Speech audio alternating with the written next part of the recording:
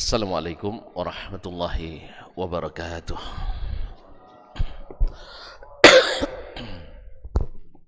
Alhamdulillahi rabbil alamin.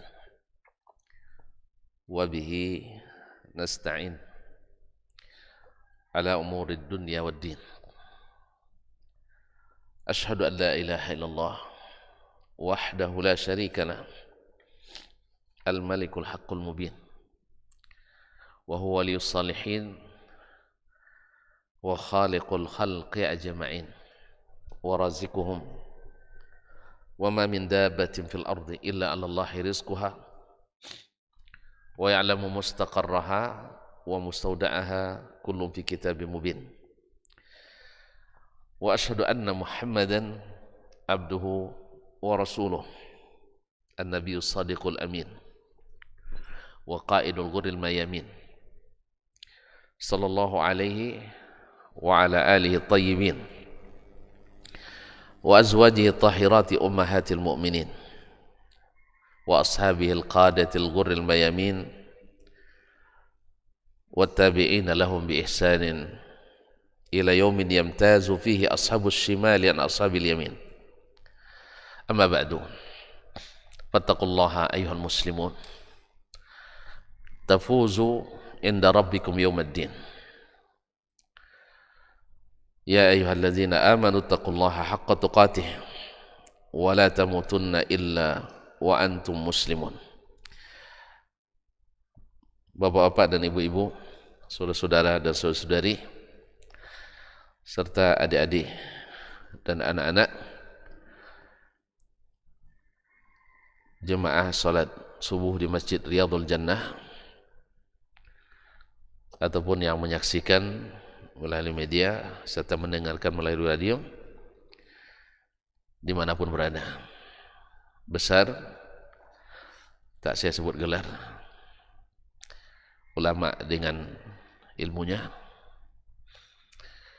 tokoh nenek mama dengan adatnya, para tokoh masyarakat, tokoh pemuda, jadi pandai, serta seluruh kaum muslimin dan muslimat yang dirahmati Allah SWT.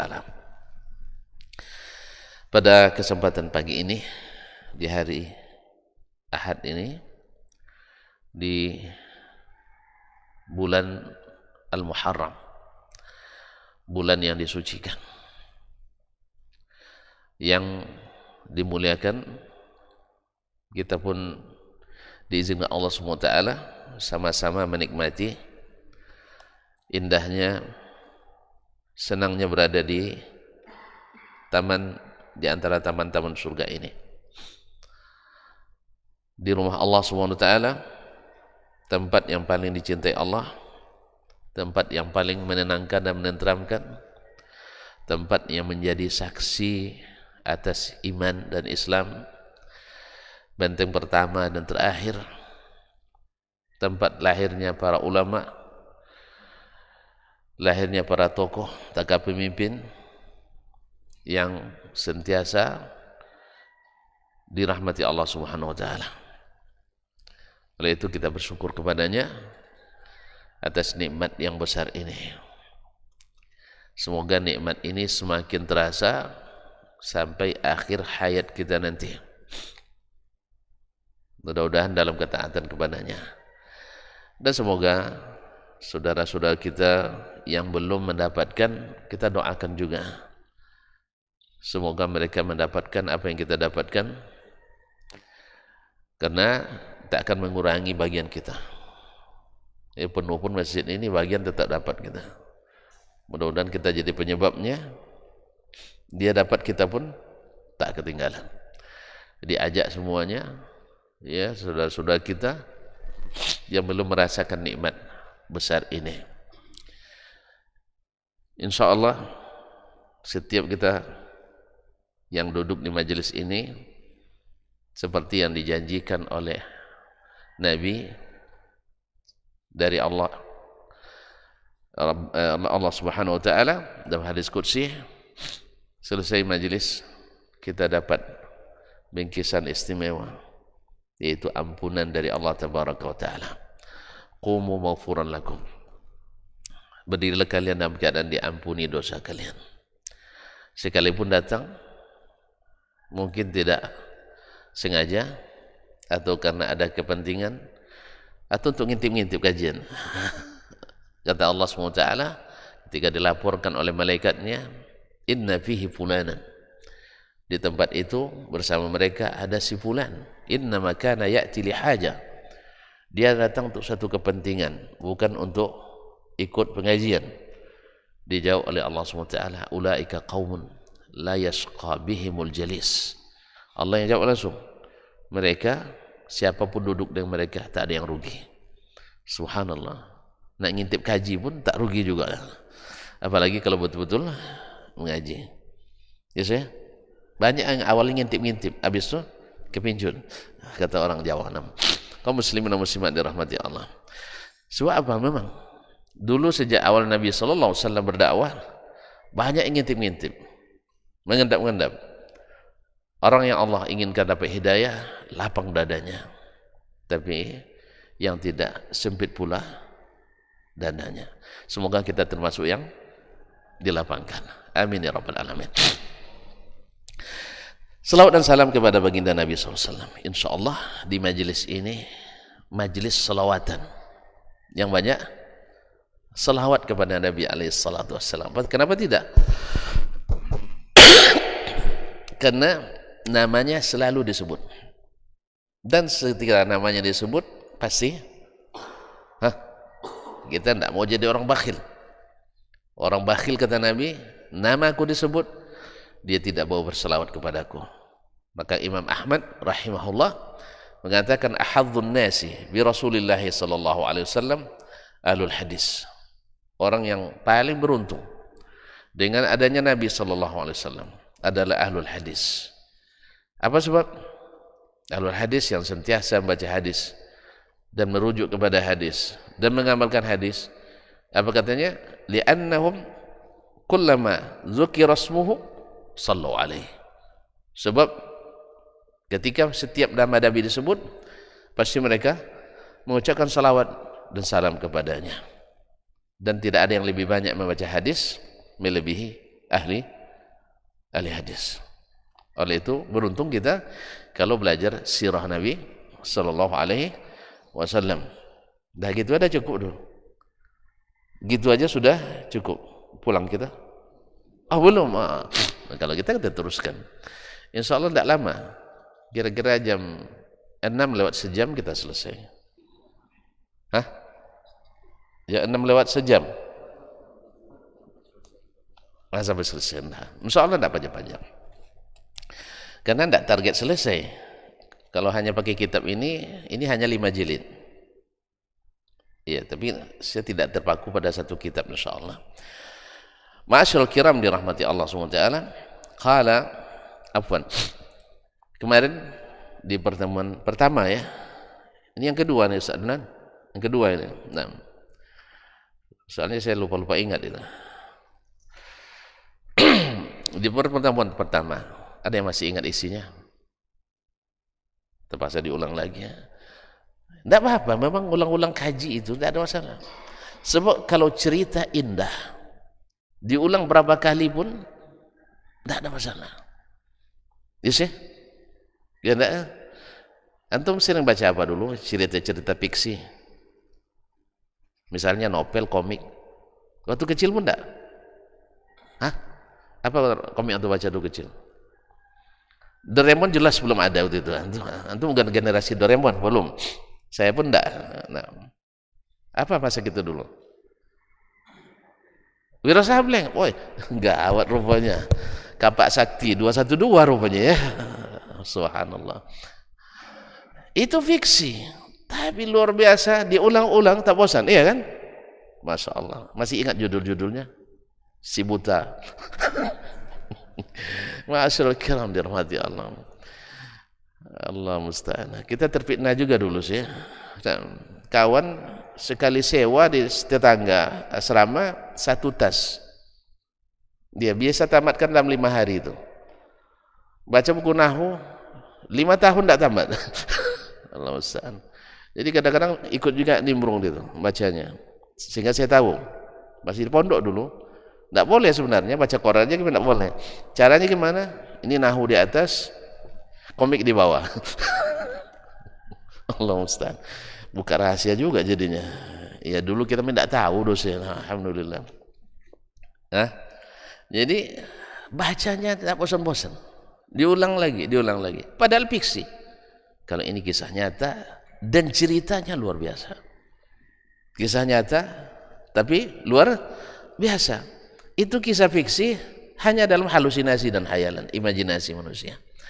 Tentu membaca sirah Nabi tak akan bosan.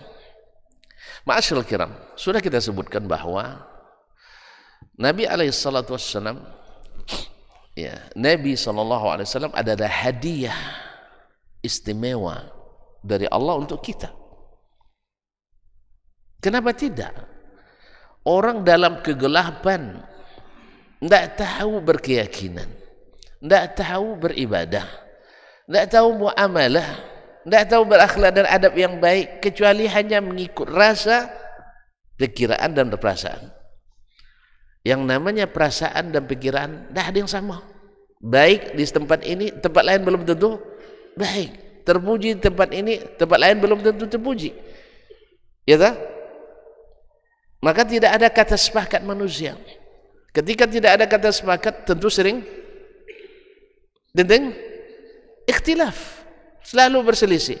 Macam kita hari ini, ketika kita jauh dari Nabi SAW dalam beragama ini, semakin banyak ikhtilaf kita. Masih ingat berapa aliran sesat kemarin saya sebutkan di Indonesia? Masih lupa lagi. Terpaksa diulang, memang harus diulang. Ini jam. Ya. Kalau sampai 2014 kemarin resmi hanya lebih kurang 400.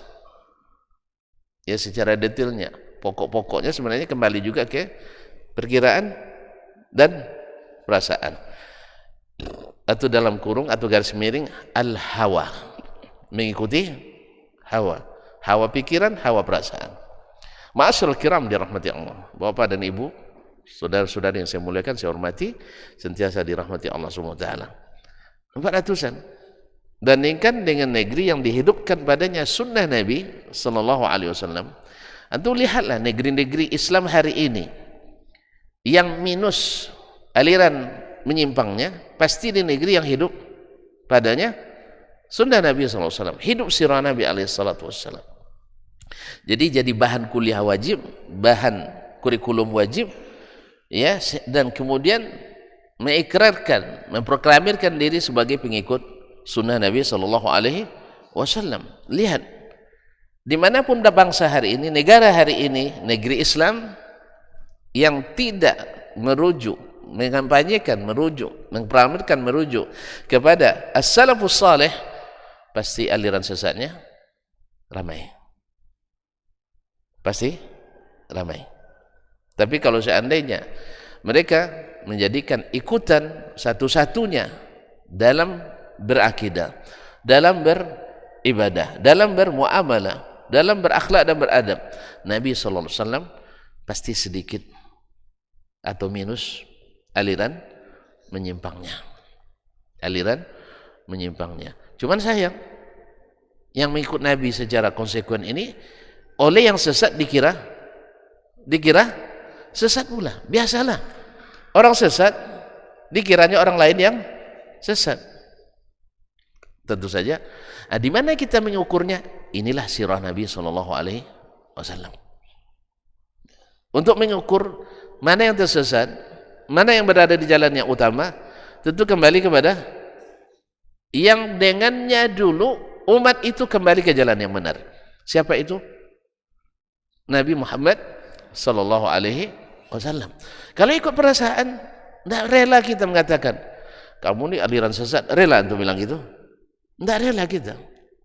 Tidak rela sebenarnya. Masa saudara Muslim saling menyesatkan? Cuman karena memberitahukan jalan yang benar kepada yang kesasar, itu kewajiban. Betul kan? Cuman yang sesat sengaja aku sesat, yang tersesat sengaja aku sesat, pakai nawaitu dia. Nawaitu an adillah, saya berniat untuk saya. Tidak ada yang berniat sesat. Cuman dia yakin itu jalan benar. Siapa yang kasih tahu yang benar? Siapa yang kasih tahu yang benar? Tentu yang berilmu, yang tahu jalan yang benar. Tentu masih ingat saya di Madinah hari itu. Ini orang kampung Adnannya, Ustaz Adnannya, orang Kuah. Tersosek jalan. Tersosek, tersesat. Jadi dia sudah menuju ke arah Uhud. Saya kan RT-nya Madinah. Menurut saya. Enggak. Saya kan udah lama di Madinah waktu itu. Pas saya naik mobil, saya lihat ini orang Kampar nampaknya. Dari mana saya tahu?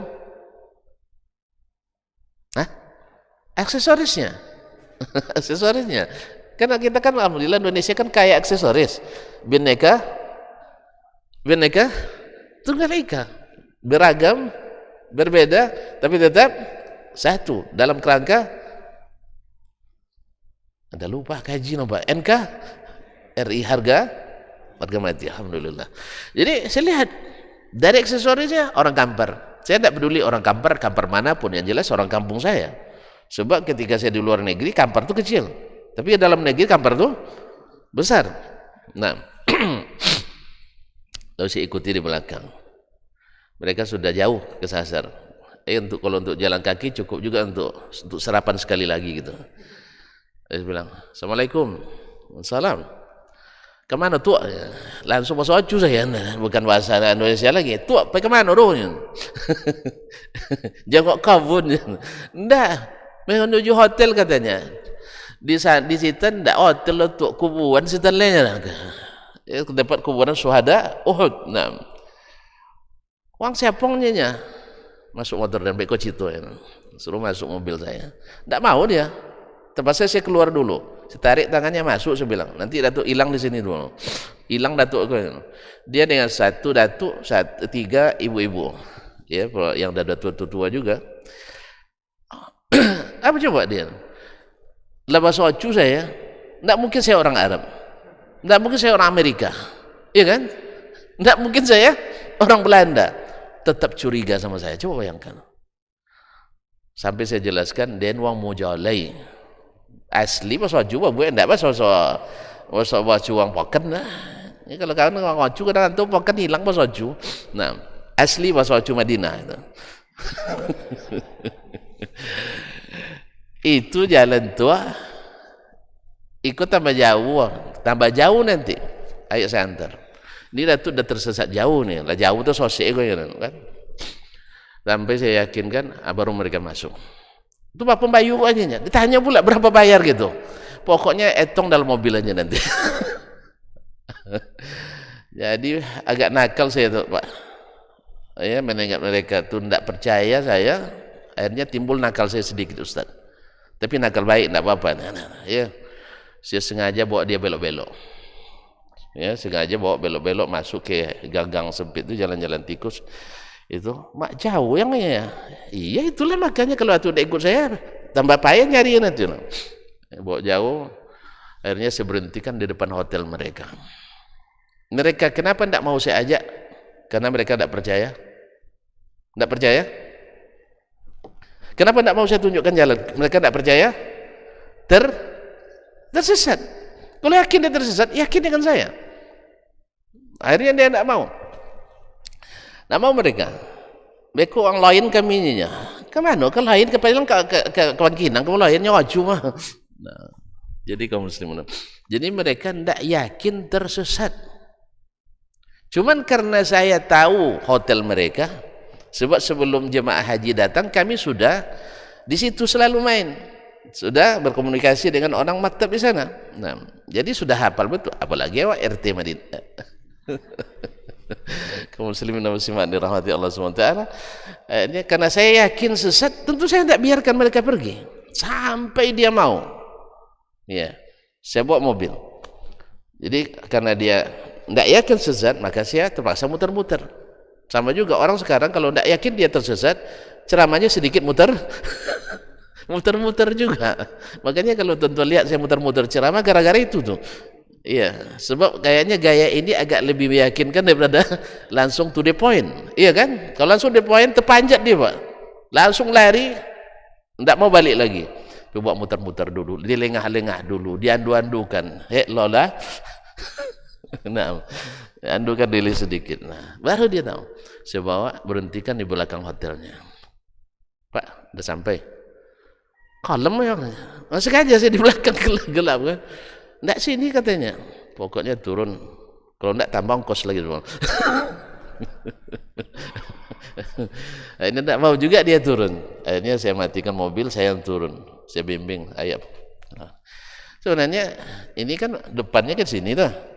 Saya berhenti di situ. Paham ya? Di situ di belakang rumah salah satu itu kan. Nah, berhenti saya di situ, saya ajak. Bawa masuk gang, sini gang nih, sini gang saya lewat sini, bukan lewat jalan utama, lewat jalan gang ini. Aku hati-hati lah, ayo ciwangannya kan. Kalian ada anak gadiran dan jadi orang menantunya.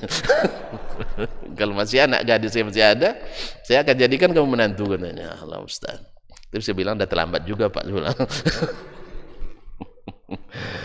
Allah Ustaz. Jadi setelah nampak baru dia yakin bahwa mereka tersesat.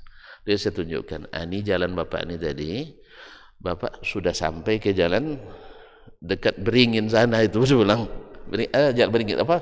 Air hitam ya, ini air putih kan? Dia sampai ke air hitam, coba bayangkan. Nah, udah jelas ya.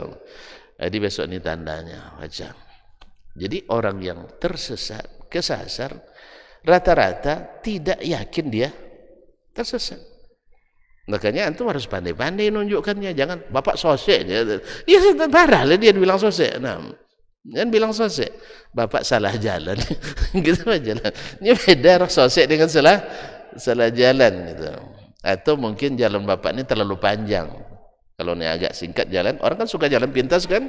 Nah, jalan bapak ini berliku-liku nanti payah nanti kembalinya. Kalau ini jalan lurus. Nah, itulah sebabnya kita belajar sirah Nabi Sallallahu Alaihi Wasallam. Nah, kenapa kita belajar? Tadi kan Nabi hadiah untuk kita. Kalau hadiah kita pelihara dengan baik. Biasanya yang namanya hadiah itu berharga. Yang namanya hadiah biasanya bernilai.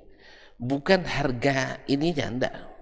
Tapi kita mendapatkannya karena ada penilaian. Kadang-kadang kan hadiah cuma selembar kertas sertifikat. Betul kan? Berapa sertifikatnya? Kertasnya berapa selembar? Paling mahal 10.000. Tambah bingkai. Bingkai berapa? Hah?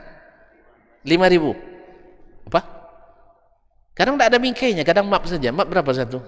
2.000. Iya tak? Cuman kita diberikan penghargaan secara simbolis. Pengurus masjid terbaik se-Garuda Sakti. Misalnya. Dipanggil ke depan, penghargaan. Gitu? Bernilai tak? Bernilai tak? Saya. Nah, kalau sempat kita buatnya, hadirin terbaik dalam kajian sirah nabawiyah, lalu diberi hadiah. Berharga tak? Berharga. Alhamdulillah. Itu dari manusia. Begitu bukti berharganya pasti dipampang di tempat yang terlihat. Di mana bisa dipampang? Hah? Di ruang tamu. Kan di lemari. Kalau punya rumah makan dibuat di rumah makan. Kalau punya kantor dibuat di kantor. Pokoknya tempat yang ramai. Apalagi musim sekarang ini diupload di FB, di cerita, di laman Facebook dan sebagainya. Kenapa? Bernilai. Padahal kalau dijual laku enggak? Hah? Sertifikat dijual laku enggak? Bisa diuangkan? Enggak juga. Cuma nilai hadiah dari yang berkompeten, yang mulia. Dengan itu pun kita tidak masuk surga, tapi ini dari Allah Subhanahu wa taala. Dan kegunaannya jelas. Kegunaannya nampak. Ustaznya awal enggak tahu Nabi SAW.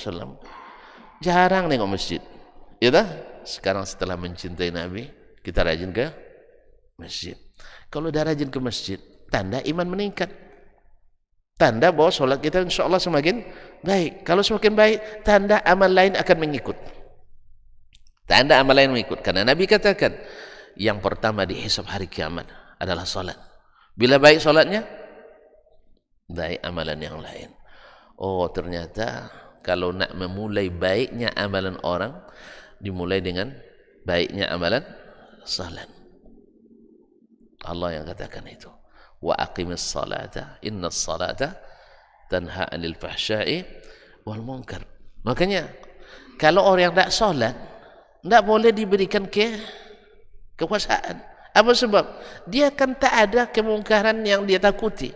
Tidak ada kekejian yang akan dia hindari. Kenapa dia tidak salat? Dan apa yang terjadi hari ini kan salah satu contoh. Diberi kepercayaan besar pada orang yang tidak salat. Akhirnya apa? Terjadilah apa yang terjadi macam antum tidak mengikuti. Nah, kaum muslimin dan muslimat yang mati Allah. Maka Umar bin Khattab dulu atau Nabi SAW selalu mewakilkan orang yang terbaik salatnya untuk mewakili beliau bila keluar dari Madinah. Demikian juga al-khulafa ar-rasyidin, walaupun dia hamba sahaya. Apa maksud saya? Mantan hamba sahaya, bukan hamba sahaya, mantan hamba sudah merdeka, sudah dimerdekakan. Bagi sebagian kan masih itu juga kan mantan hamba sahaya, kan itu ya. Sama kita hari ini, orang sudah ngaji kan mantan preman, ya gitu ya. Udah banyak orang bilang untuk merendahkan dakwah kadang mantan preman tuh katanya. Ya, lebih baik mantan preman daripada mantan kiai. Iya tak? Kan kata Zainuddin Amsar dulu, lebih baik mantan preman daripada mantan kiai. Oh, saya lama jadi kiai dulu kan ya, sekarang jadi preman gitu. Nah, biarlah antum lah, saya lama jadi preman, tapi sekarang saya jadi kiai ya. Iya, endingnya baik. Kalau endingnya buruk, ma'asyarul kiram. Nah, ada beberapa tujuan kemudian faedah dari belajar sirah. Yang pertama adalah lahir cinta kepada Nabi SAW. Cinta. Kalau antum membaca biografi seseorang yang punya prestasi atau punya kelebihan, misalnya kita baca biografi Founding Father Indonesia Bung Karno misalnya, sah? Pasti kalau disebutkan dia sebutkan yang baik-baik kan? Orang buat biografi yang disebut yang buruk-buruk atau yang baik-baik? Pasti yang baik-baik disebutkan. Ya tentu saja lahir di situ, kemudian prestasinya ini dan itu. Yang membaca tertarik apa tidak? Masih tertarik. Jasanya kepada negara, kepada bangsa, dan seterusnya. Akhirnya lahir cinta kepadanya. Ya Ustaz ya. Untuk baca lagi biografi misalnya Dr. Muhammad Nasir sebagai, lupa lagi, Perdana Menteri pertama Indonesia. Tentu sudah lupa sejarah nampaknya. Kata Bung Karno, jas merah, jangan lupa. Jangan melupakan sejarah. Misalnya Dr. Muhammad Nasir rahimahullah ta'ala. Untuk baca lagi bagaimana, subhanallah, apalagi dengan anak buahnya beliau, dengan pokoknya para orang-orang sekelilingnya, rata-rata memberikan pujian yang luar biasa. Bagaimana ketulusannya, bagaimana zuhudnya, bagaimana perhatiannya kepada anak buah. Akhirnya kita mulai senang dan memujinya.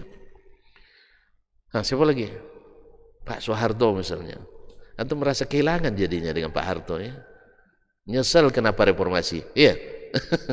Nah, sampai ada yang bikin di apa lebih enak, apa katanya? Saya lupa, saya tidak pandai bahasa Jawanya. Nah gitu kan. Misalnya, akhirnya antum tertarik, ada apa dengan Pak Soeharto? Baca lagi biografinya. Oh ternyata luar biasa juga beliau. Dan seterusnya. Ustaz ya, ini sejarah manusia. Apalagi tadi baca apa juga, apa tadi? 12 apa tadi? 212, antum tadi ya, 212 misalnya. Baca Wiro Sableng. Wiro Sableng, Kapak Sakti 212. Misalnya. Antum senangnya dari sisi apa? Dia suka membela yang tertindas gitu ya, Masya Allah.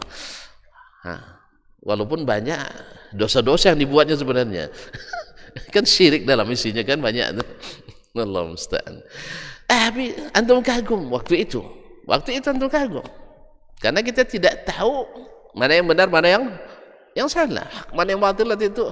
Pokoknya yang jelas, oh dia orangnya jiwa sosialnya tinggi, sisi sosial tinggi, suka membantu orang-orang yang terzalimi, misalnya.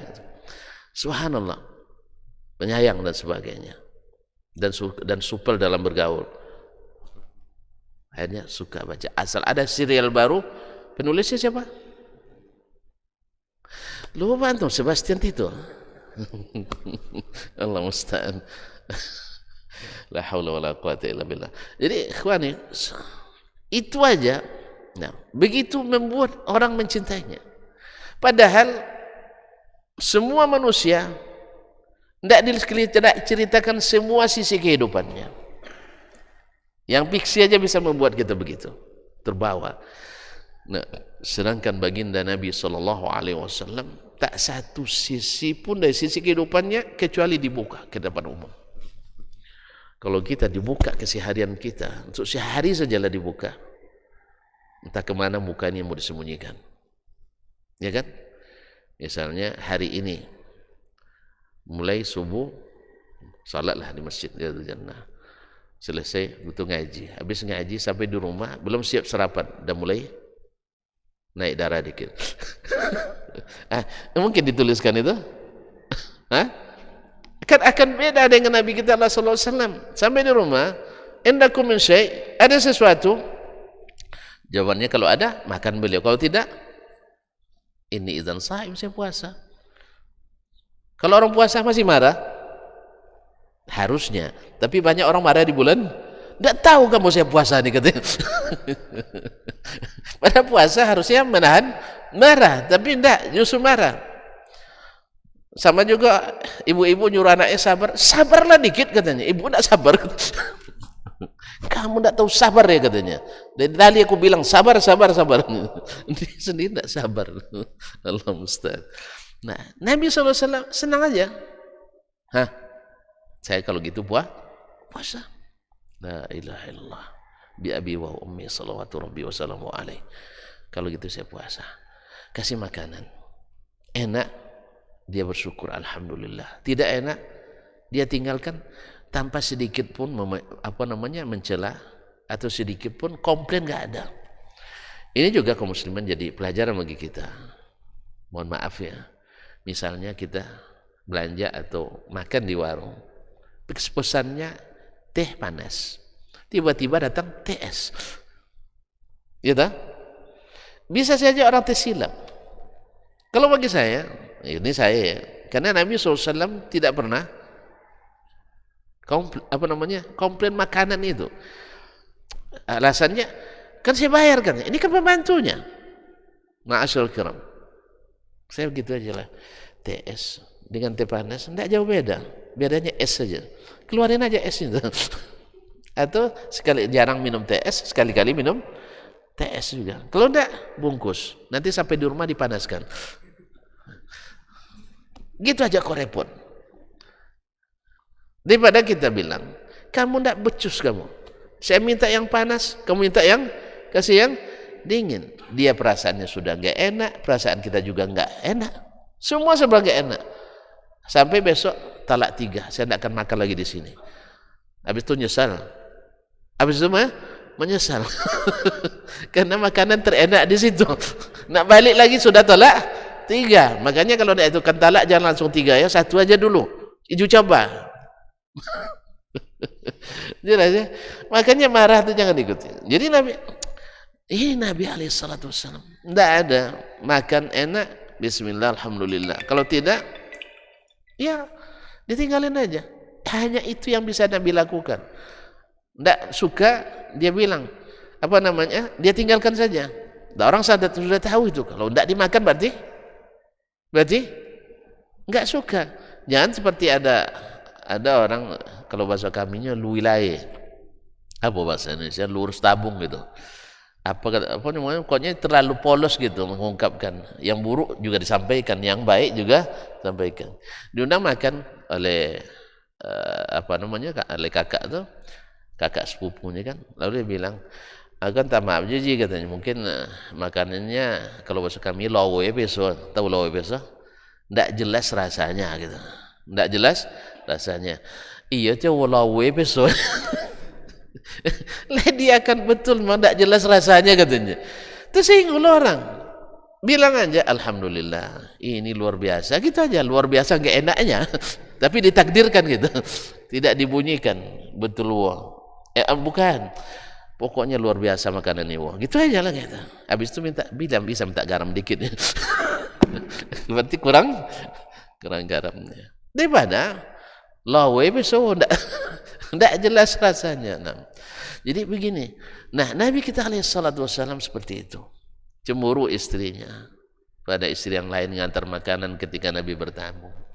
Ternyata berbuat baik belum tentu tanggapan baik dari orang-orang baik sekalipun. Ahli surga itu istri Nabi SAW. Kan istri Nabi kan ahli surga, istri beliau juga di akhirat. Subhanallah. Makanya ahli surga itu bukan yang tidak pernah bersalah. Jangan cari orang yang tak pernah berdosa ya. Tidak ada. Jelas? Lalu dipukulnya apa tadi, piring yang dibawa tadi. Padahal kawannya nak berbuat baik. Cuma takut cemburu.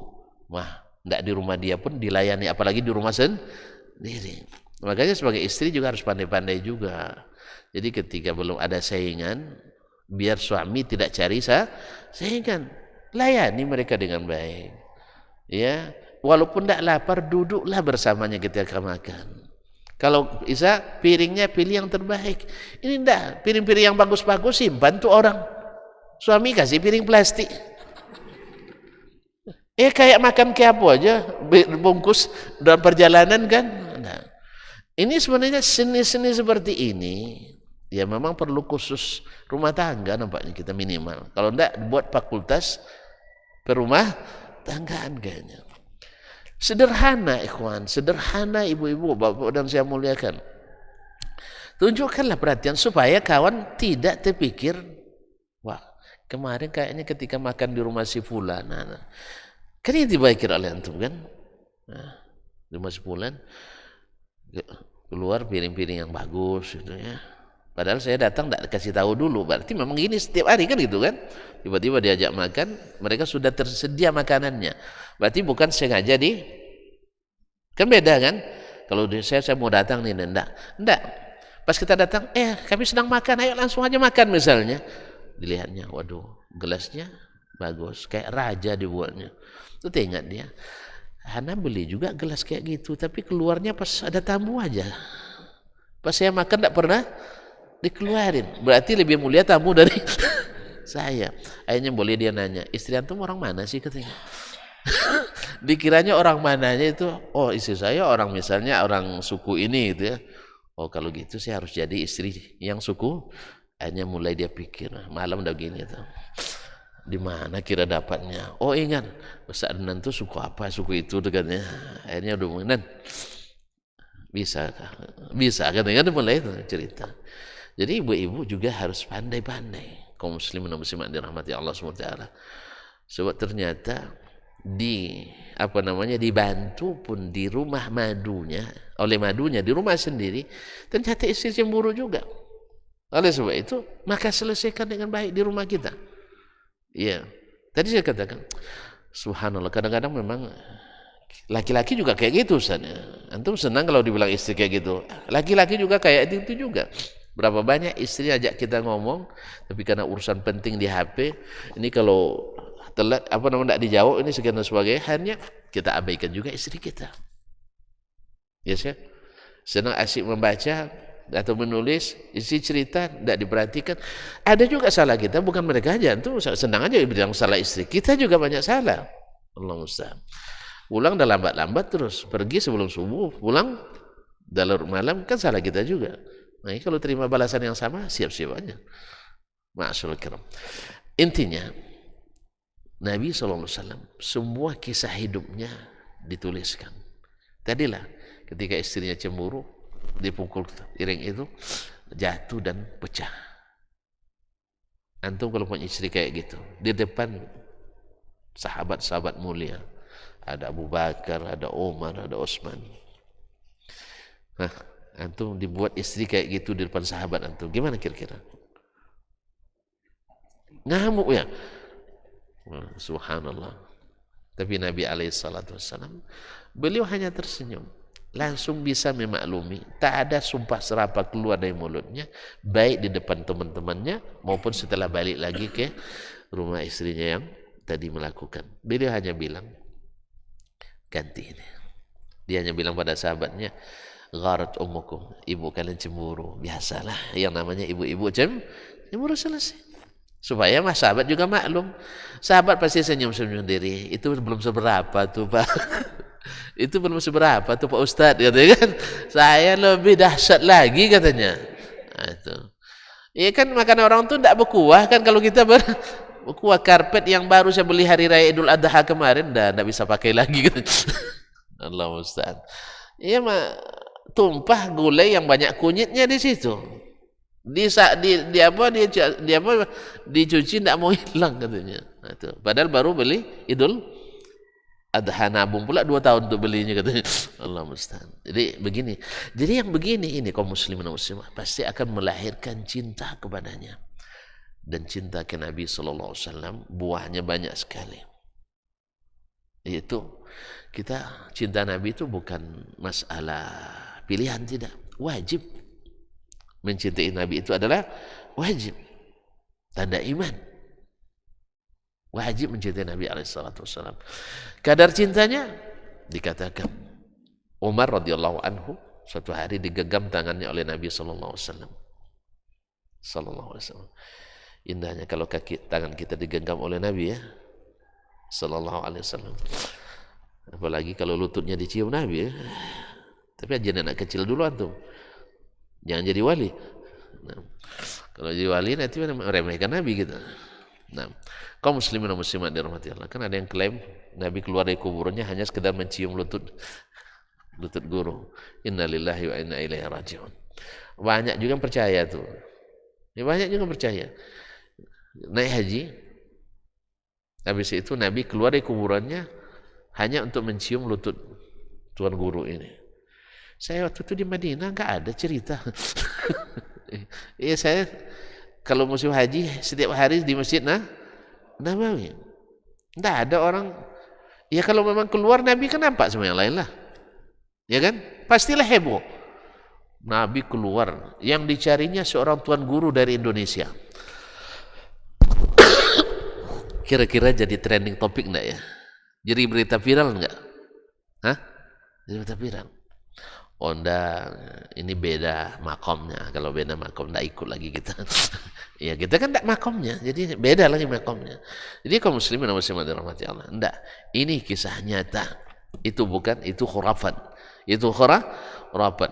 Awak tiap hari dulu belajar di Masjid Nabawi itu sih.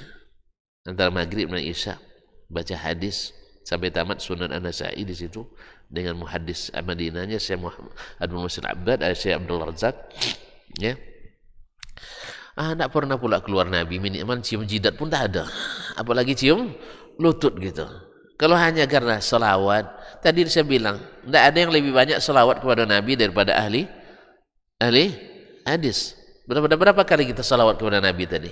Setiap disebut namanya sallallahu alaihi wasallam. Ya sih? Kecuali ada salawat yang tak diajarkan Nabi, lalu kita dapatkan itu melalui wangsit. Bukan wahyu, wangsit. Dari siapa wangsit biasanya? Kalau wangsit syaitan. Nah, Kalau wahyu dari Allah. Kalau syaitan apa yang diajarkannya? Kalau syaitan apa yang diajarkannya? Syaitan dengan apa terkenalnya? Penipu. Tentu dia mengajarkan jurus tipu-tipu. Jurus tipu-tipu. Akhirnya micing dikit, datang Nabi. Baca selawat tertentu, datang Nabi. Ini jurus tipu-tipu. Sama dulu ada orang sakti juga, Buya, ya di satu daerah, hari hujan, jadi aki tidak berjalan kan, coba kalian membelakang, jangan tengok sini ya katanya, micing ya katanya. Kalau micing kan main, atau tidak pernah main micing semua, habis itu lari, bersembunyi. Main apa namanya itu?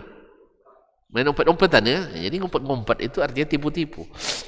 Ya, suruh micing dulu. Nabi dulu ketika datang mukjizat dia suruh sahabat micing dulu gitu. Atau membelakang enggak? Nah, demikian juga karamahnya para wali dulu juga tidak pakai micing. Kalau suruh pakai micing dia jurus tipuan. Ya, jurus tipuan.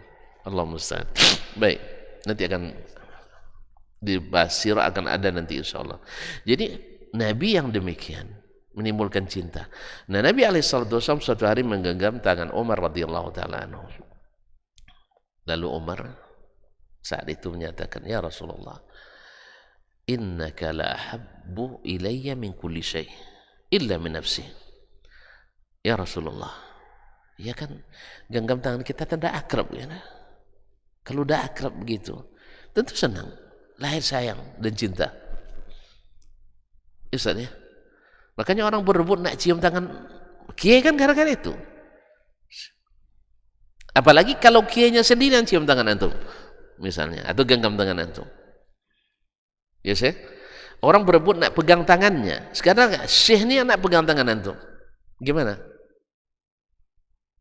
Lahir tak sayang? Lahir tak hormat? Lahir. Makanya digenggam tangannya oleh Nabi sallallahu alaihi wasallam. Subhanallah, padahal antara Umar dengan Nabi kan jauh tingkatnya. Tapi Nabi yang genggam tangannya, maka Umar katakan, engkau orang yang paling kucintai dari saya apapun. Illa min nafsi, kecuali dari diriku sendiri. Lalu apa kata Nabi SAW? La ya Umar. Kalau begitu cintamu belum tulus. Kalau gitu cintamu belum sempurna. Hatta akuna ahabba ilaika min nafsik. Umar kan bicara tadi sesuai dengan kodrat sebagai manusia. Fitrah manusia pasti sayang pada dirinya lebih dari orang lain. Secara fitrah mesti kita mencintai diri sendiri dari orang lain. Kalau nak selamat tentu diri sendiri dulu. Tapi Nabi mengatakan ini bukan masalah cinta fitrah Umar, cinta syar'i. Cinta syar'i. Kalau fitrah ya dimaklumi, tapi syar'i. Nah, bertentangan fitrah dengan syar'i. Mungkin bertentangan? Ya tidak. Jadi ada nilai lebihnya dari sekedar fitrah. Fitrah Umar pasti mencintai orang yang mencintainya. Menggenggam tangan itu tanda mencintai. Iya tak? Antum tidak pernah jatuh cinta ketika kau mencintainya? Hah? Langsung belai rambutnya, pasti genggam dulu tangannya. Ya, terasa diajarkan segala sesuatu nampaknya.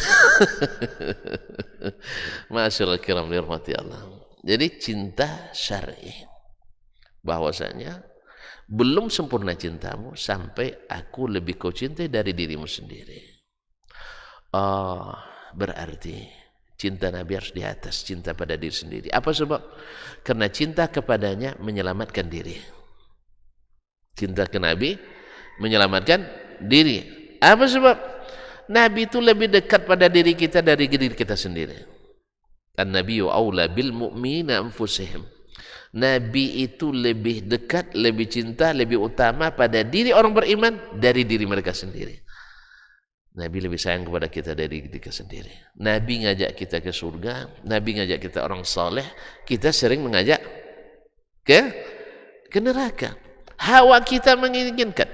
Nabi bilang, jangan melenceng dari jalanku. Hawa kita, kalau saya tidak ikut jalan ini ya Rasulullah, saya ditinggalkan orang. Kan Umar ke resikonya di musuh orang Quraisy kan? Teman-teman lamanya, sahabat-sahabat jahiliyahnya, semua sekarang bertentangan dengannya. Betul sih? Antum awalnya seorang, bukan antum maksud saya, hanya contoh aja, asal paham. Misalnya kita dulu biasa duduk berjudi kan, nah main topiok meja berjudi kan. Habis kita tahu, oh ternyata ini judi tidak dibolehkan oleh kekasih saya. Siapa? Allah dan Rasul sallallahu alaihi wasallam. Hawa saya, kalau saya tinggalkan judi, tentu kehilangan teman-teman penjudi. Sah? Mana yang lebih berharga? Nabi yang mengharamkan judi dari teman-teman penjudi?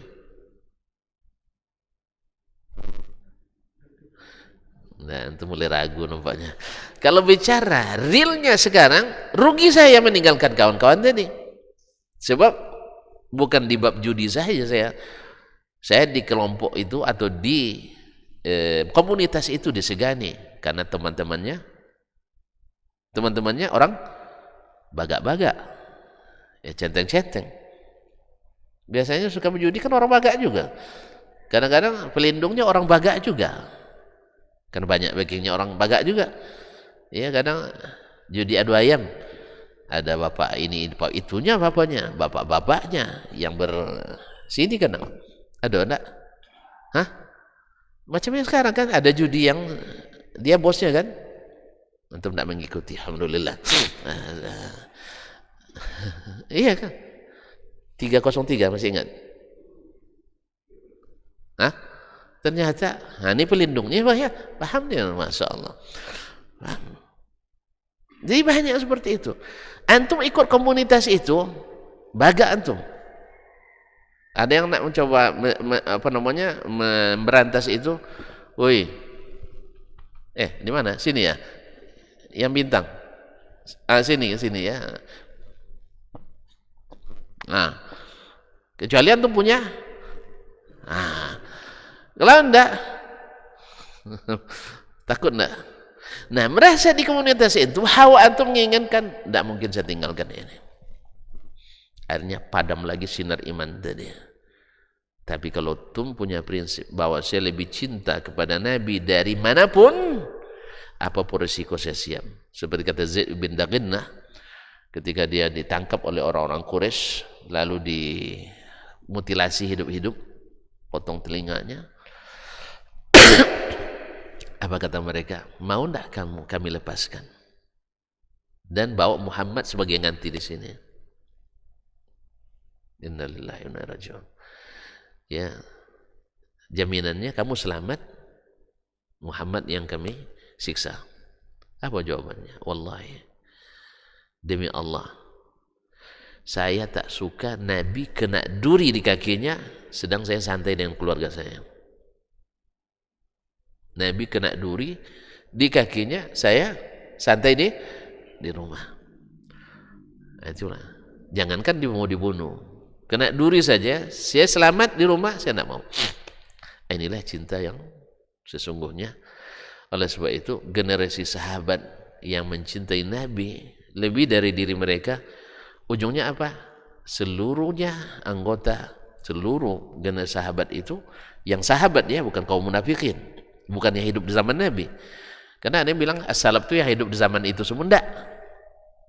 Ya, as-salaf itu bukan yang hidup di zaman Nabi, enggak. Secara bahasa iya, yang dahulu hidupnya itu salaf namanya, yang belakang hidupnya namanya khalaf, enggak. Tapi disebut as-salaf jenis tertentu, yaitu yang setia mengikuti Nabi SAW. Kalau munafikin tidak, mereka pembohong. Lain nampak, lain yang disimpan. Ini yang sahabat, semuanya masuk surga. Tidak ada generasi yang seluruhnya masuk surga kecuali generasi as-sahabah. Apa sebab? Mencintai Nabi lebih dari mereka. sehingga mereka tidak mau menyimpang sedikit pun, sehingga terbukti dalam sejarah tidak satu pun sahabat yang terlibat aliran menyimpang dalam agama Islam. Tidak ada yang terlibat Syiah, tidak ada yang terlibat Qadariyah, tidak ada yang terlibat Murji'ah, tidak ada yang terlibat Khawarij. Semua mereka bebas dari segala yang non sunnah tadi. Adapun generasi setelahnya tidak. Makanya kita disuruh oleh Allah mengikuti mereka dengan baik supaya dapat hidayah. Banyak ayat yang menyuruh kita untuk mengikuti sahabat, ya. Apa sebab? Karena mereka di atas hidayah. Oh, tidak berdosa mereka, dosa tetap ada, tetapi mereka tidak menyimpang jalan. Jalannya tetap, cuman kadang-kadang tertelentang, ya, di jalan yang bersih, lapang. Orang kadang-kadang kehabisan minyak juga di jalan kan? Berarti masalahnya di mana? Jalannya yang salah atau di personilnya yang salah. Apa sebab? Ampere mobilnya tidak hidup. Yang bawa tidak perhatian kepada minyaknya, tidak serius untuk ngisi minyaknya. Akhirnya mati mobil di jalan. Terlambat sampai atau cepat sampai? Terlambat. Makanya kalau antum posisinya sopir harus diperhatikan terus ini. Kalau enggak jangan jadi sopir. Demikian juga kadang pemimpin. Antum pemimpin tapi lari antum kencang. Antum jadi penunjuk kan, komandan, enggak nengok-nengok ke belakang. Rupanya orang udah tertinggal jauh. Segala keputusan ada tangan kita. Kita harus pandai untuk menengok ke belakang. Orang ini udah sampai apa belum? Ini nanti pas makanan kan dengan pimpinan banyak. Mereka yang putus semuanya kan. Akhirnya kita kenyang, yang di belakang kelaparan. Ini kesalahan lagi. Walaupun antum di jalan yang benar. Berapa banyak orang yang posisi pimpinan di jalan yang benar, tapi lalai memikirkan yang di belakang. Dia ingin semua pengikut seperti dia semuanya. Mana ada? Jelas? Yang tak ada kesalahan sama sekali. Demikian juga dengan rekan-rekan kita. Jelas? Dia berada di jalan yang benar bukan bermakna maksum. Makanya yang menentukan masuk surga itu bukan tak pernah bersalah, tapi adalah berada di jalan yang benar. Jelas? Makanya menyimpang itu lebih dahsyat daripada terjatuh di jalan yang benar. Atau misalnya pas rem mendadak, ada rem mendadak. Misalnya kita berada di jalan tol, lewat onta, tahu onta? Akhirnya kecelakaan juga. Sama juga kita berada di jalan benar, datang rintangan tiba-tiba. Tiba-tiba akhirnya terlanggar oleh kita. Berdosa kita kadang, atau kita yang terlibat dalam eksiden dan kecelakaan. Ini tidak mengeluarkan kita dari jalan yang benar. Kan ada yang bilang, katanya pengikut as-salafus salih. Tapi, Masya Allah berdusta juga. Dusta boleh? Boleh. Tapi ada yang ngaku pengikut salaf berdusta? Ada enggak? Syekh, enggak pernah ketemu. Beruntung antum. Saya banyak ketemu. Antum beruntung, alhamdulillah.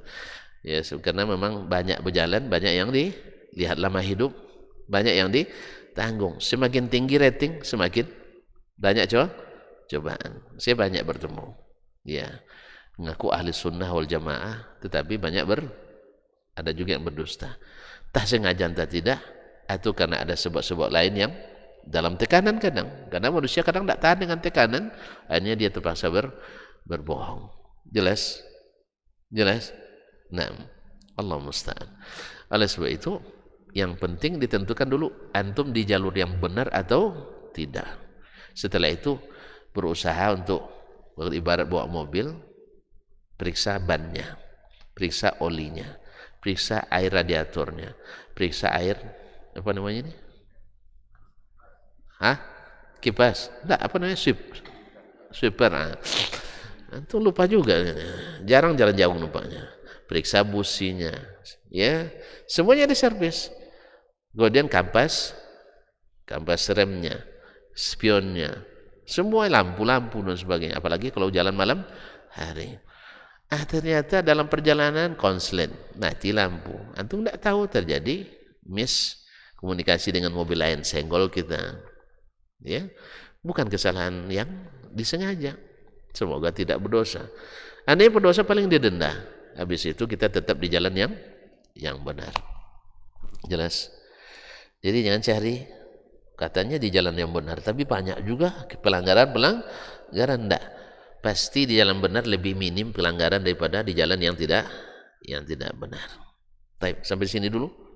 Bahwa mencintai, bahwa belajar sirah Nabi akan melahirkan cinta. Karena kita mengaji tentang kesempurnaannya, kebaikannya, kemuliaannya, ketinggi budinya.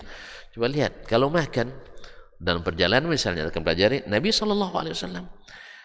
Kalau di malam hari atau di tempat musafir, dia pilih.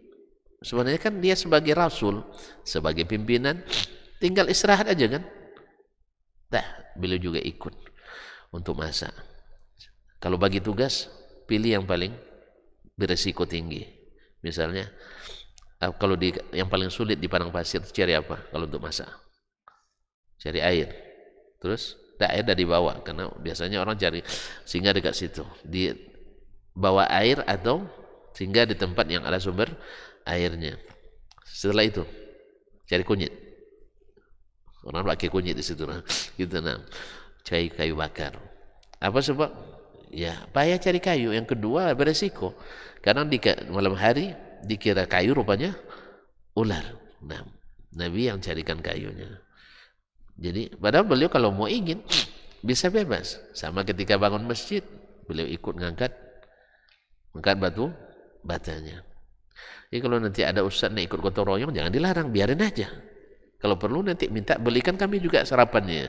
Misalnya, wallahu musta'an. Nabi alaihissalam. Nah, kalau begini pribadi, ya sempurna. Kita pelajari sirahnya akan lebih asyik daripada membaca yang tadi. Wallahu musta'an. Mudah-mudahan yang sedikit ini bermanfaat. Sampai jumpa kembali. Baru satu poin ya. Insyaallah kita sambung lagi. Pokoknya bicara tentang Nabi ini asyik sekali. Wallah. Semoga Allah berikan kita waktu, kesehatan, kesempatan dan keberkahan. Wallahu taala alam. Wassallallahu ala nabiyyina Muhammadin wasallam. Terima kasih dan mohon maaf. Sampai di situ lah ya, tidak ada pertanyaan. Udah lewat waktunya. Belum sejam. Ya kan maksimal tadi tuh. Ya. Wassalamualaikum bihamdika asyhadu an la ilaha illa anta astaghfiruka wa atubu ilaik. Wassalamualaikum warahmatullahi wabarakatuh. Dr. Dasman Yaya Ma'ali LCMA Hafizahullah, Dr. Helmi Basri LCMA Hafizahullah, Dr. Hidayatullah Ismail LCMA Hafizahullah. Majtama'a qaumun fi baitin min buyutillah yatluna kitab Allah wa yatadarasunahu fima bainahum illa nazalat alaihimus sakinah wa ghasyiyatuhumur rahmah wa haffat bihimul malaikah wa dzakarahumullahu fiman indah. Tidaklah suatu kaum duduk di salah satu rumah Allah membaca ayat-ayat Allah dan sama-sama mempelajarinya kecuali turun kepada mereka as-sakinah, ketentraman dan kenyamanan.